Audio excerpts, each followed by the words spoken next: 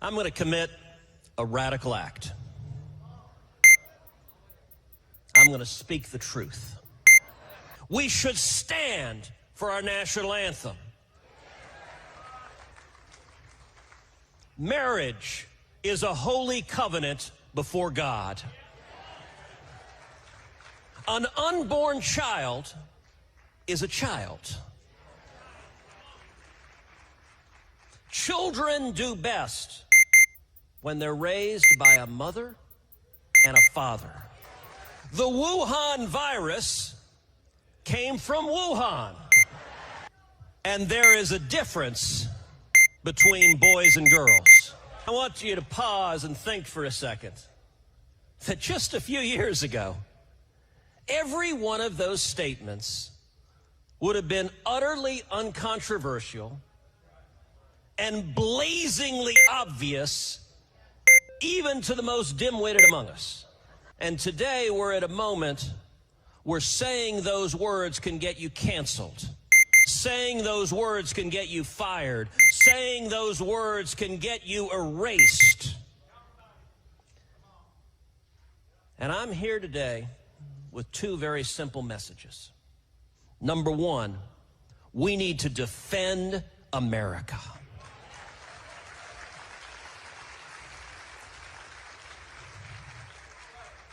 And number two, a word of optimism.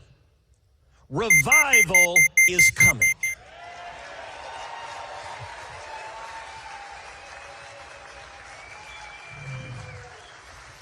We are seeing an assault on our nation, an assault at a level never before in the history of this country.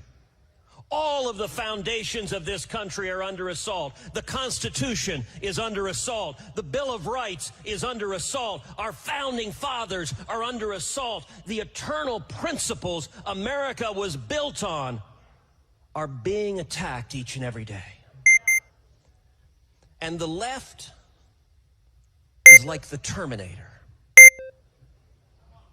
They never sleep. They never stop. They're soulless, have no heart, no brain, and red eyes. Their trick.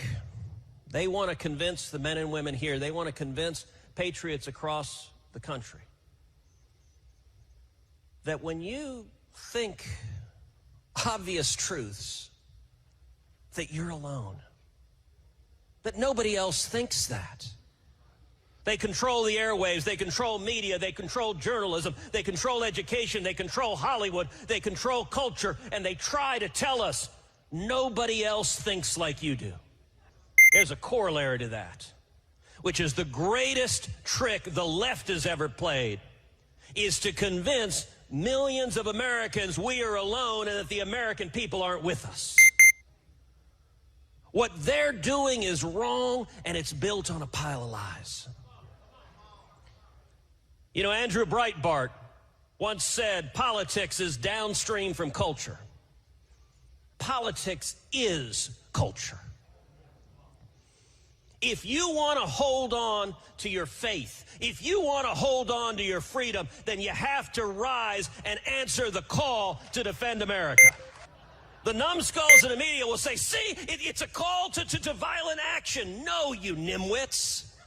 A call to rhetorical arms, a call to be prayer warriors, a call to organize, a call to mobilize, and a call to go to the ballot box and use your arms to vote the bums out. The patriots across America who love our nation, who reject the stinking pile of lies that the left is selling. We need to wake up, we need to energize, we need to engage, and let me tell you, we can win, and we will win. Earlier this year in Southlake, Texas, a suburb of Dallas, Southlake School Board had implemented a curriculum where they were teaching critical race theory. Now, what is critical race theory? You know, just this week on Capitol Hill, I had a reporter run up to me. He thought he had a gotcha. He said, hey, what's critical race theory? Apparently, he thought I would turn to him and say, gosh, I have no idea. I think it's really bad, but I just don't know what it is, you know, because, you know, conservatives are morons and we don't know what we're talking about. Like, he really did think this was such a, boy, he really got you there. And I explained to him, I said, well, it's a theory that derives from Marxism. Karl Marx viewed the entire world as a conflict between classes, between the owners of capital and the working man and women, the proletariat, a fundamental battle in society. Critical race theory takes that same Marxist concept, except it replaces class with race. And it says all of America and all of the world is a battle between the races. Critical race theory says every white person is a racist. Critical race theory says America is fundamentally racist and irredeemably racist. Critical race theory seeks to turn us against each other, and if someone has a different color skin, seeks to make us hate that person. And let me tell you right now, critical race theory is bigoted, it is a lie.